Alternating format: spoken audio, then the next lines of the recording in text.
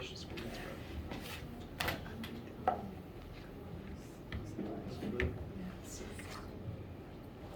get some. Good morning. Again, hope you guys are staying warm today. I was kind of caught off guard by it being near freezing when I woke up.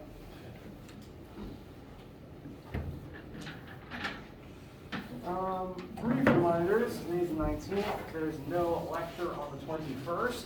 So if I don't see you for lab this afternoon, the next I'll see you is Monday. My plan is for us to conclude all the information from Chapter 5 today, all of these concepts. We're going to begin with an example that brings in together multiple different things we've discussed over the past week or so, which is similar to how most of the homework questions are. They all combine together under various forms of energy transforming or various other concepts in relation to energy. So by the end of this lecture, you'll have seen every formula, seen every concept you should need for the homework. If you log in right now, the homework's due date is technically still listed presently the 24th, and again, midnight. But I am planning on moving that to the 26th.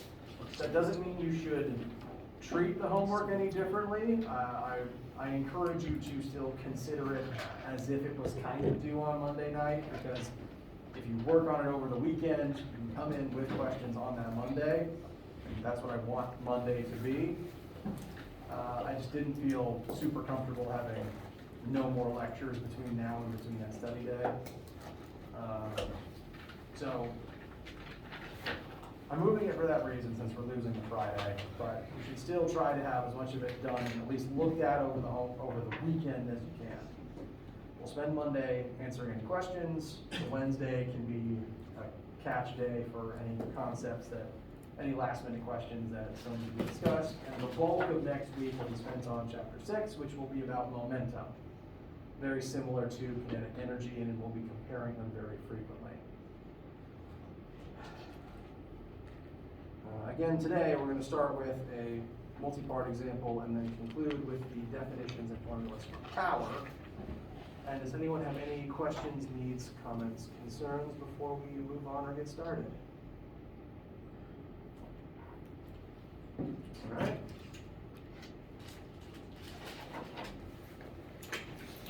In that case,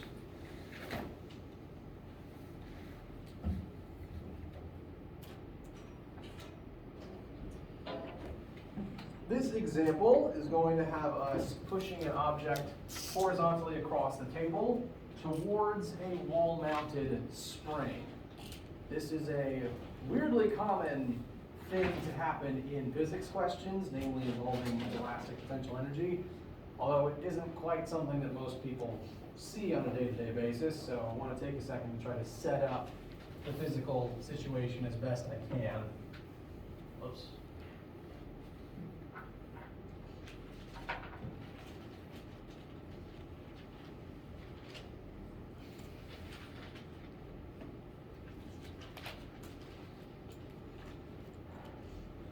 To start with, we are going to take a 1.56 kilogram object that is sitting still on a table, grab hold of it with our hands, and then drag it 2 meters forward with us as we exert 10 newtons of force upon it. Basically, this is just us grabbing it and slinging it across the table to launch it as fast as we can. So we are exerting, kilograms, but I was supposed to write newtons, pardon me. Exerting a force of 10 newtons as the box moves 2 meters forwards as a result of that. Now, to briefly interrupt the setup, to ask a quick concept question, if we are exerting a force on this box as it moves, what are we doing? What are we accomplishing in this act? Say again? Kinetic friction. Under normal circumstances, there would be kinetic friction present. Oh, it's frictionless, sorry.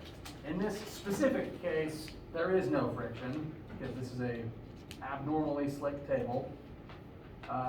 there will be kinetic energy. We are doing work upon this box to give it kinetic energy. So the work formula says force times displacement. We're using force and displacing the box while we exert that force to give it kinetic energy by doing work. So that's what's happening at the beginning of this whole thing. Now, after it leaves our hand, so we've exerted that 10 newtons for 2 meters of distance, it then leaves our hand with all the kinetic energy that we've given it. It's going to glide across the table at constant speed until it eventually hits a wall-mounted spring. Yes? Not to backtrack, but that's double X. Yes. Delta X what though? Push. Push. I've called it delta X push because there is a different delta X in the same question, and I want to be specific. Sorry for my tiny illegible handwriting.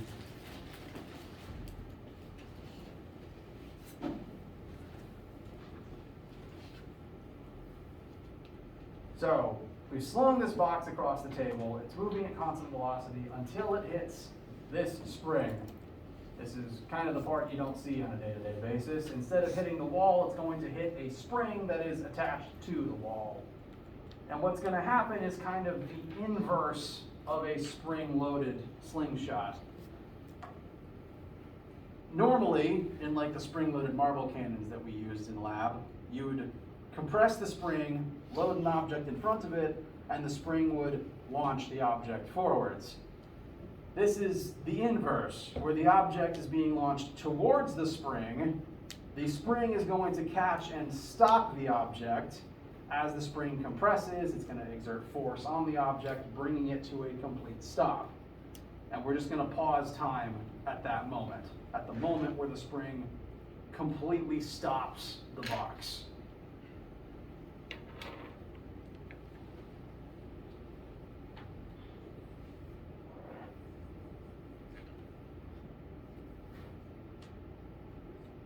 And in that moment, the spring will have compressed from its original length to a smaller contracted length.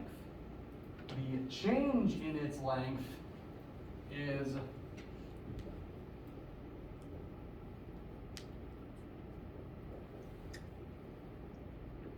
(15 centimeters), which I'm writing up here as 0.15 meters.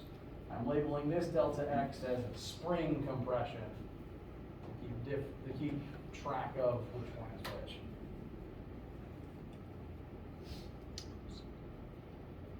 So that's the spring compressing, that's how much the spring compressed by, or? Correct.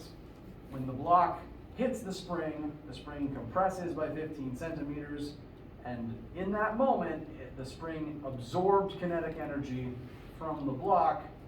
The energy is now in the spring and not in the block, which is why the box has come to a complete stop. Now we've kind of frozen time at this moment.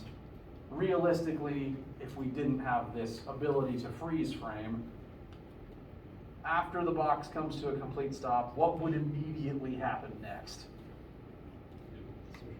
The spring would spring, correct. It would store the kinetic energy inside of itself, and then it would immediately release it again, like a basketball bouncing up off of the ground. But we're just going to pause time right there at that frozen point where the box is at zero velocity, and where all of the kinetic energy it had has become an EPE in the spring.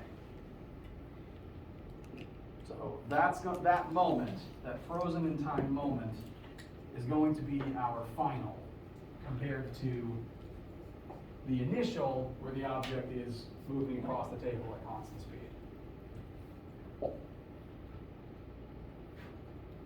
Any questions about the physical setup before we start doing math?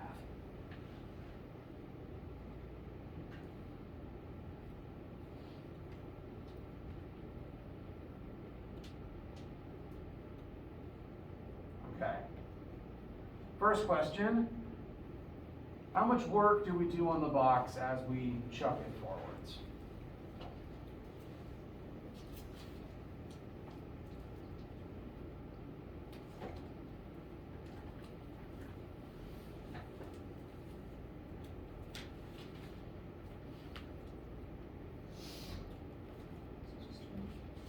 will be 20 joules, correct.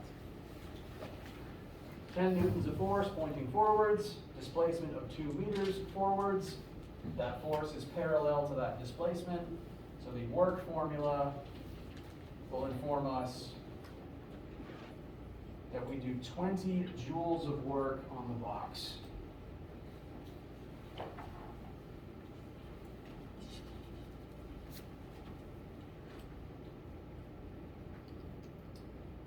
Now, next question, and it's related to that previous, to the work done. How much kinetic energy does the box acquire in this interaction?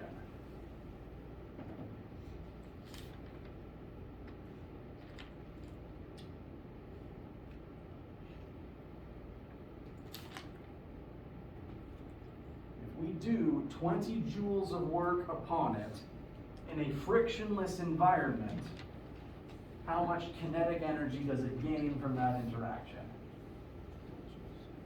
20 joules. The whole point of doing work is to give energy to something. If you're throwing a baseball and you do 20 joules of work to throw the baseball, then you don't have that 20 joules anymore. Now it's in the baseball in the kinetic form, and that's what gives it the kinetic energy to leave your hand. It's the same situation here. And since there's no friction to get in the way, it's just going to be a 1-to-1 ratio.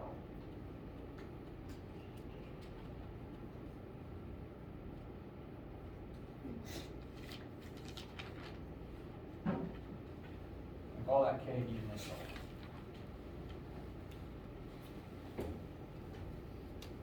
Now, work does not always turn into kinetic energy. For example, there's cases where you, instead of launching something sideways, where you instead just lift something. What did my work energy turn into here? GP. GP, correct. Work, the energy that you use for work always turns into something, some form of energy, and occasionally part of a question's puzzle might be figuring out which form it turns into. And as long as there's no friction that you need to worry about for a given part of it, it should be a 1-to-1 transformation. So, ultimately, our actions were to give the box 20 joules of kinetic energy. Next question. What is the spring constant of the spring? This is going to take a few equations, a few logical steps to get there. It's okay though, that's what we're here to learn. There's only 2 formulas that have spring constant in them. What are they? Well, 2 formulas so far. That's the spring. 2 formulas that have K in them, lowercase k for spring constant. The force of the spring. Correct? We've got spring force equals spring constant times displacement. EPE. And the EPE formula, very good. Which is 1/2 times k times x squared. Same k in both, same x in both, and it represents the change in length of the spring, so the compression in this case. Hypothetically, we could use either of these to solve for k. However, looking at this version, we don't yet know the spring's force. We don't know the force exerted on the spring. We don't know the force the spring exerts yet. We could figure that out. But since we don't have that value, I'm going to recommend we use the EPE route. Because we do know how much energy the box has before impact. And if we analyze the situation, that KE is going to turn into EPE in the spring. I'll show the formulas for how to set that up.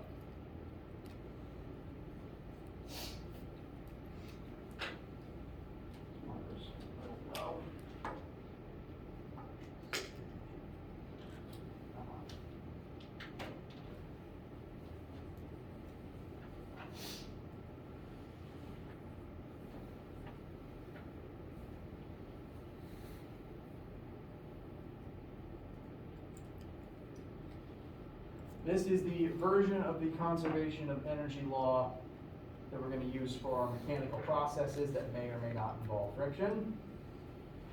We covered it on Monday. What forms of energy exist initially when the box is just moving horizontally across the tabletop?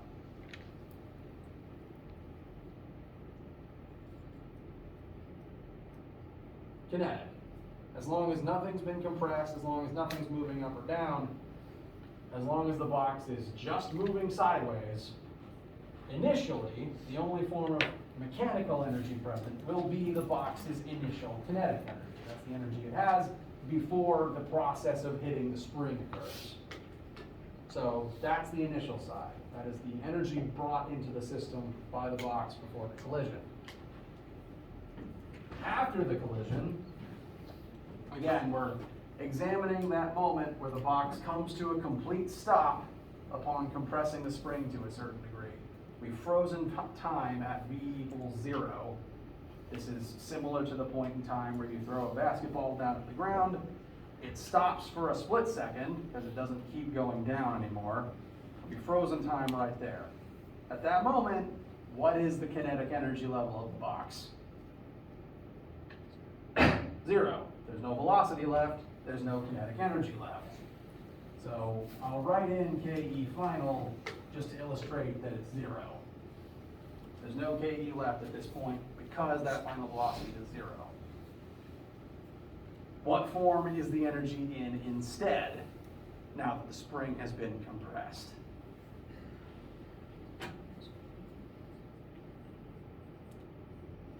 Elastic potential. So this should demonstrate the transformation of energy from the KE state into the EPE state. The last part of this formula, just to address it, the work not conserved portion. Is there any work not conserved in this specific example?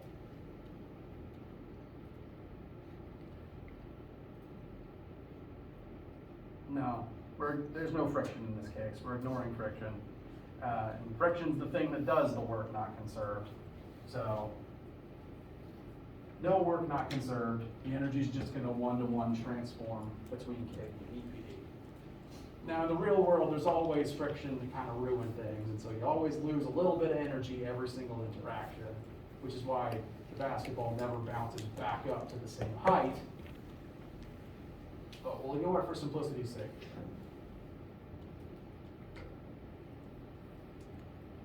So, initial KE is going to turn into EPE final. We have a value for initial KE, which is nice. EPE, formula for that is again 1/2 times K times the magnitude of deformation squared. This is why I wanted to properly, separately label the displacement we push the box versus the compression of the spring. They technically are both displacements, they're both length measurements, but they're used in different cases, different points here. We're talking about spring compression, so this is the for 15 centimeters, excuse me. Make sure in your own algebra that you are only squaring the point 15, because sometimes depending on how you put it in your calculator will get it wrong due to no fault of your own.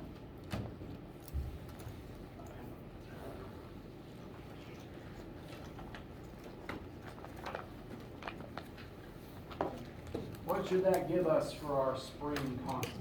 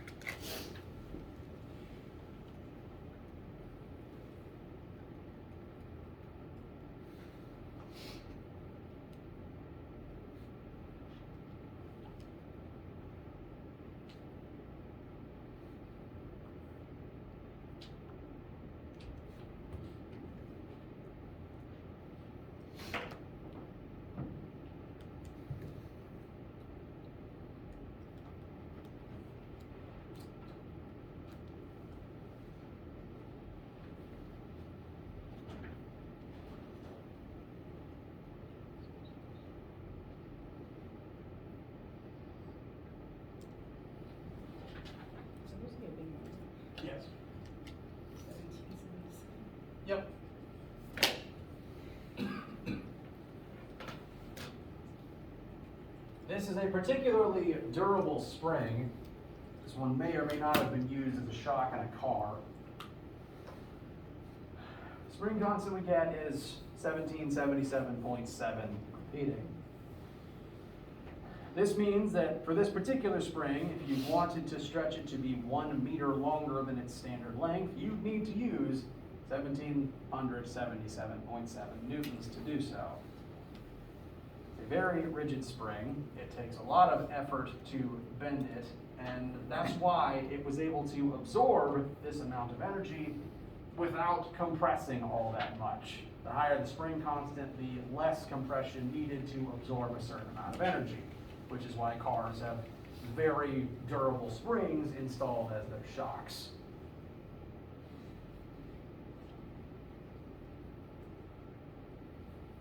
If you've ever been in a car shop or looked inside of the car's wheel well, those things are about this long and the metal's about as thick as your pinky.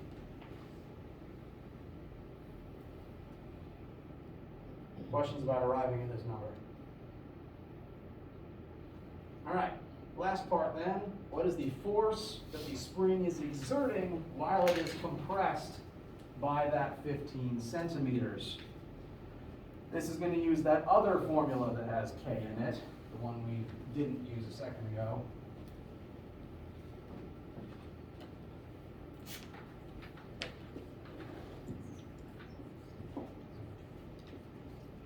Spring force equals spring constant times magnitude of deformation. This is related to the definition of spring constant. Again, it would take this many newtons to stretch the spring by 1 meter.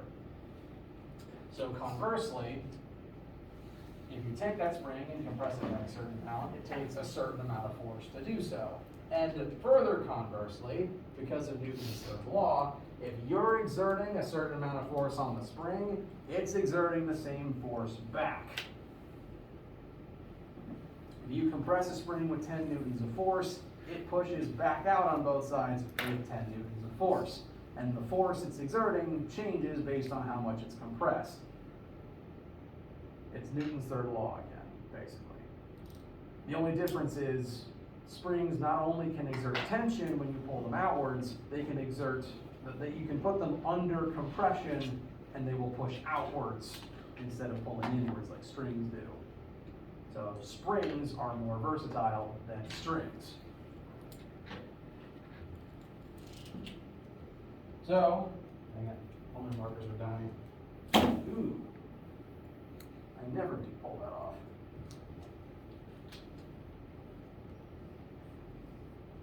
Spring force equals spring constant times our compression, and I believe that should give us a spring force of about 266.6 repeating.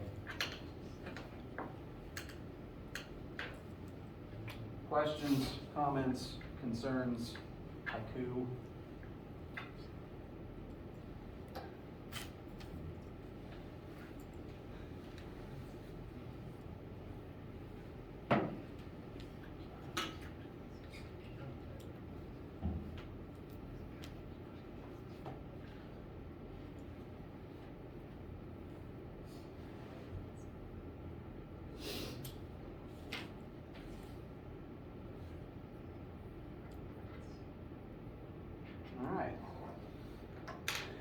Again, please cut me off if any questions or concerns pop up at a later time.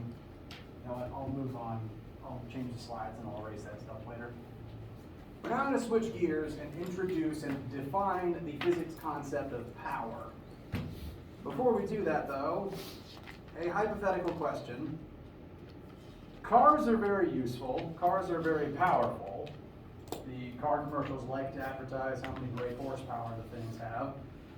So let's paint a quick picture. Let's say that we use a car to pull a very heavy object by some distance. That car uses some amount of force to do so, to pull the object, and it's able to pull that object by some distance.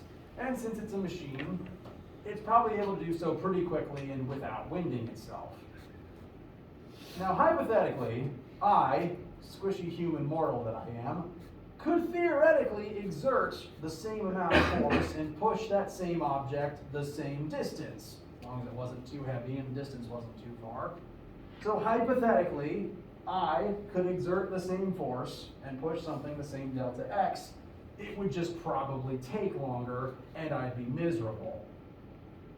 But does this formula have any way of factoring in that the car did so more quickly and that the car did so without destroying itself?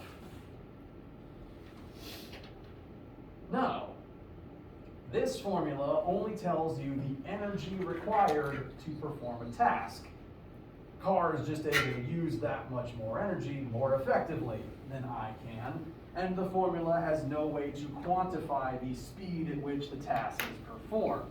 So according to the work formula, I am equally as impressive as the car in this scenario, assuming the force and the displacement are the same.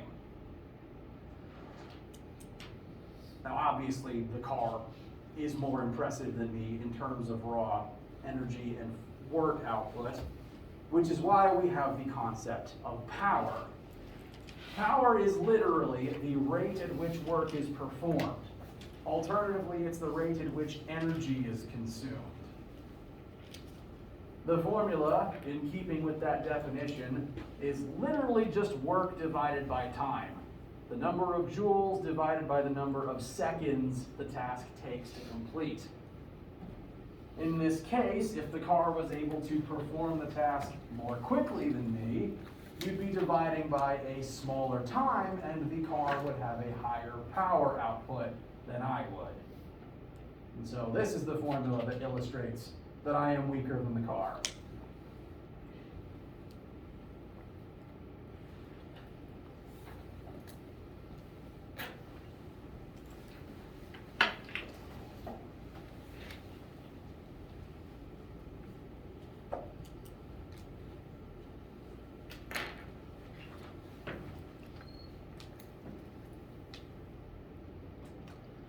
Now, power is a new variable that we haven't talked about before. And as I said, with all variables, I make sure to tell you what you need to know about if it's a vector or not and what unit it's measured in. So here's your list of fun facts. Power is going to be shortened to variable uppercase P, which makes sense. Power is not a vector. It is not on our list of vectors for this class. Power, the horsepower of a car doesn't specify what direction it's going in. And specifically when you calculate power, you divide scalar work by scalar time, so the answer has to be a scalar.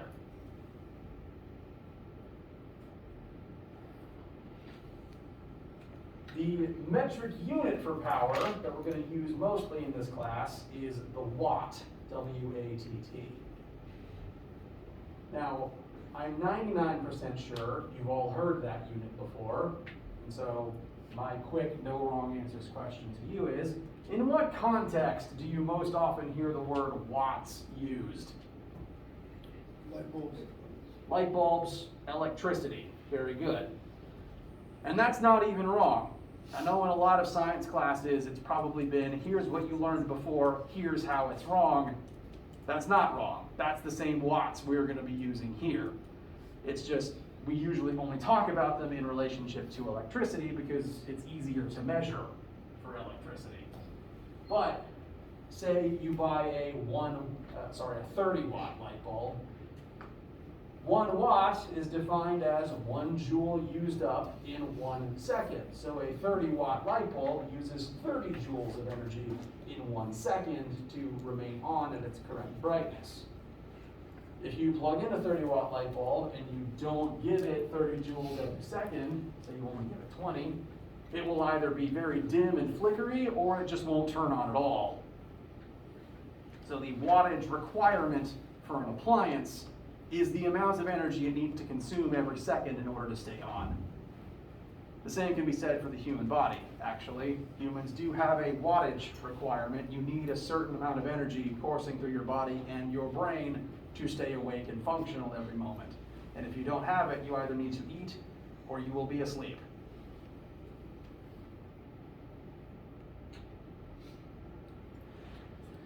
The frustrating thing about watts, for the sake of this class, is it is shortened to uppercase W, which is the same letter we use for work. Physics ran out of good letters to steal a long time ago, even after writing the Greek alphabet. We have to reuse them sometimes. And inevitably some students will get them mixed up at some point. It's not a problem, it's not a flaw, it's going to happen. My tip to you to try to keep straight which is which, if the W is in a formula, it's asking for the variable of work. If the W is attached to a number as a unit, it's watts. Cool? Cool for now at least. All right. So the watts on your electrical appliances are the same watts we're using here. There's literally no difference. 1 watt is 1 joule per second. The other unit of power that comes up in either the United States or in automotive contexts is horsepowers. So horsepowers are to watts like meters are to miles, basically. The conversion is 1 horsepower is equal to 745.7 watts. And car manufacturers would love for you to believe that the unit of a horsepower is the raw output of probably a racehorse or a draft horse, something powerful like a Mustang, or what are the ones in the Budweiser commercials? Clydesdales. Unfortunately, that is wrong. When they were measuring the output of a horse to write down exactly what 1 horsepower was, they were not using race horses or work horses or even a full-grown horse. The horses they were using were undergrown, deliberately short mined ponies. So here's your fun fact for the day. The horses used were ponies bred and kept small to pull mine carts through coal shafts. So however impressive a car commercial wants you to think their engine is, 500 brake horsepower or something, it's secretly pony power. And I don't actually know what the ratio is between pony powers and actual horses. I'd assume it's at least half, maybe a fourth.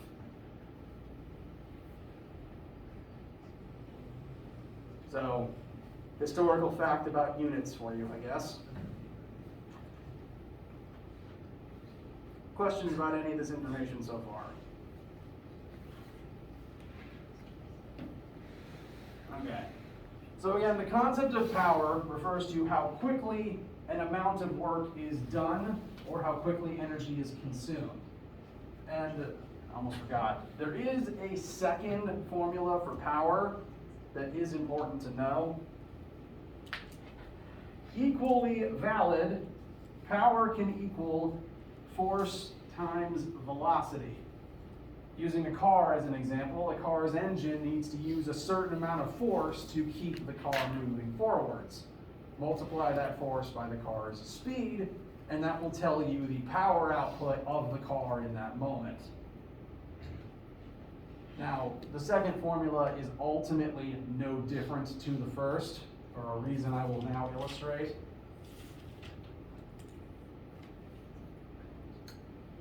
Power equals work over time. What's work equal to?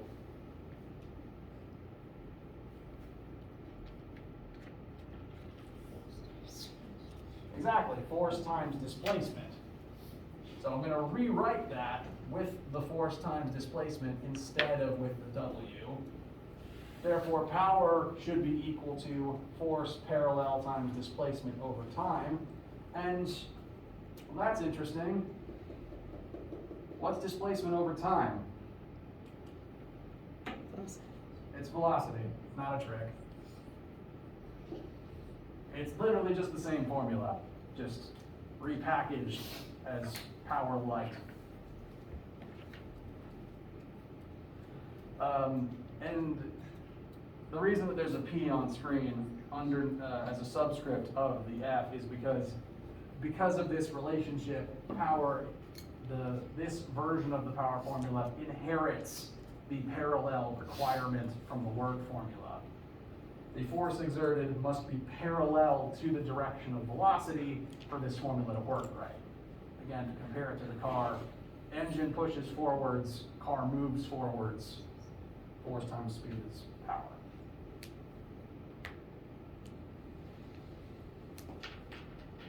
Cool so far? Okay. So it's basically the same formula twice. Whichever version you use just depends on what information you may happen to have in the moment. The second one will come in handy for examples in motion, like cars moving or a horse pulling something. But we're going to use the first formula for our final example of the day. It is moving day, and two of your friends, or possibly you and one of your friends, are having a race to haul various objects up the stairs. Stairs are 30 meters upwards, so you may have a fourth floor apartment this year, sorry.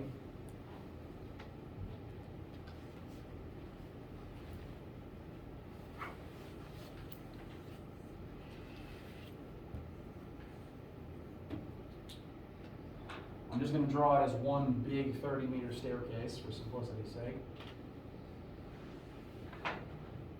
And two humans, be they you and a friend or two of your friends,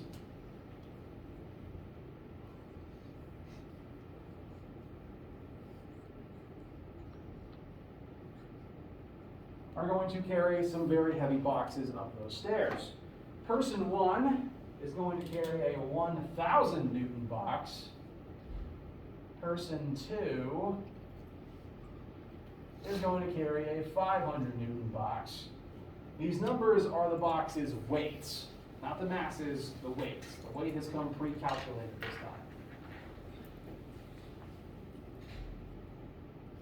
And it's up to us to figure out the work output of each person and also the power output of each person.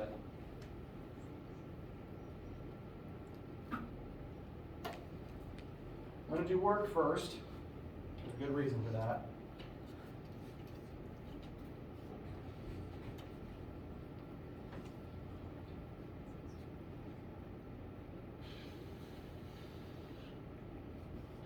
Almost forgot my own formula for a second.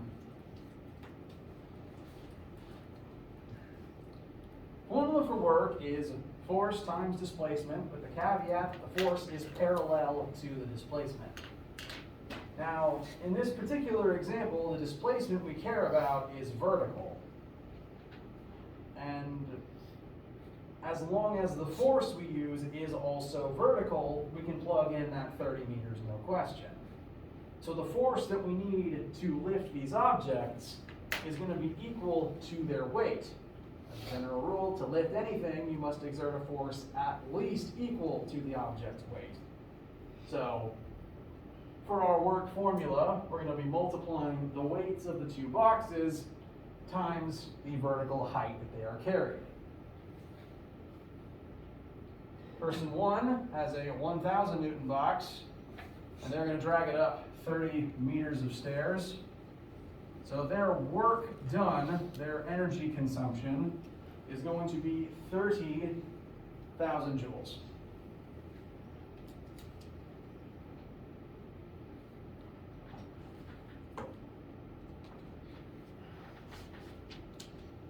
Now person two is taking half as much weight and carrying it up the same distance.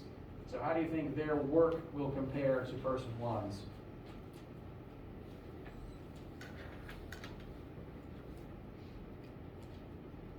It's not a trick question. It's going to be half. Work two will equal person two's force exerted times displacement. So 500 newtons worth of box times the same 30 meters is going to be 15,000 joules. This can tell us a couple of things. Person one does more work, but alternatively it means they use up more of their energy. So person one may get tired faster.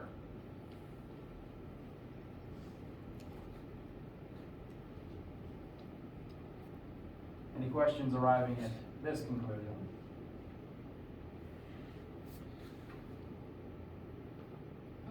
Will like the weights of boxes always be given in like newtons, or sometimes maybe in kgs you'd have to like. Yes, the box weighs 1,000 newtons versus 500 newtons. So that is its weight, not its mass.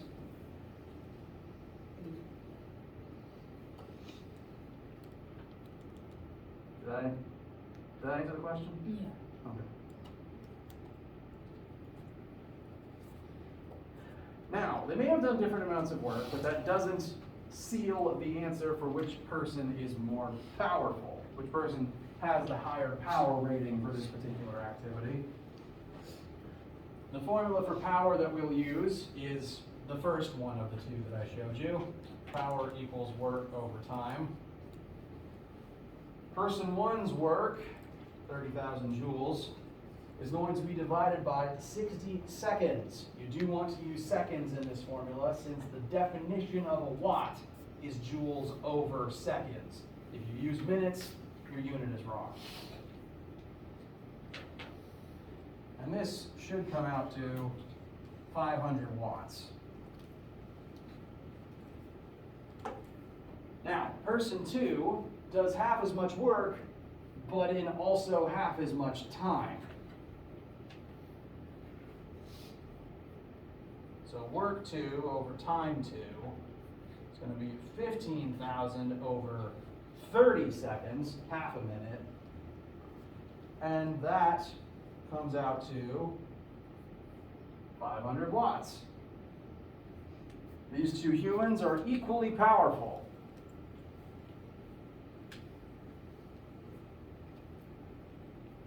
Which I hope should illustrate that when it comes to power, force output and speed are equally important.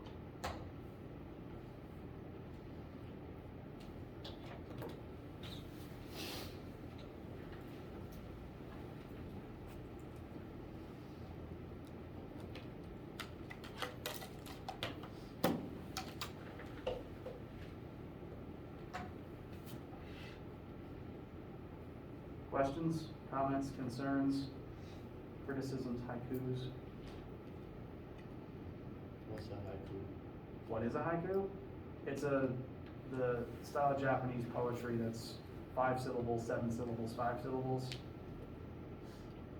I heard once one of my instructors ask if anyone had any, and I just found it the most funny thing, and I say it now also. No one has ever given me one, though. I don't blame them.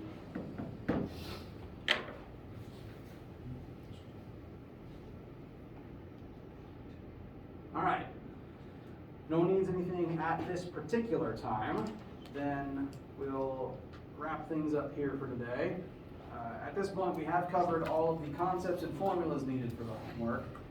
I do advise you to begin working on it, to make sure you've given every question an attempt before Monday and that you've got questions about each one thread.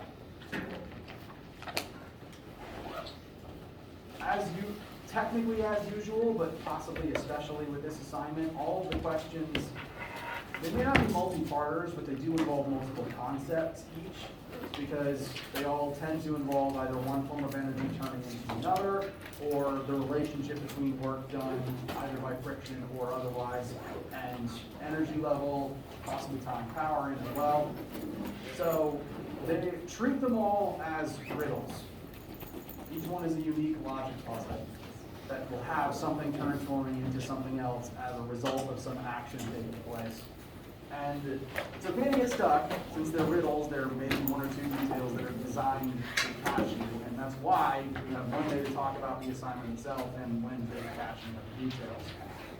But that is contingent on you doing it over the weekend, so you have the questions by Monday. Deal? Sounds good. I won't see you Friday. That's more days to work on it on your own. I'll see you for lab today or for class next week. Have a great day and stay warm.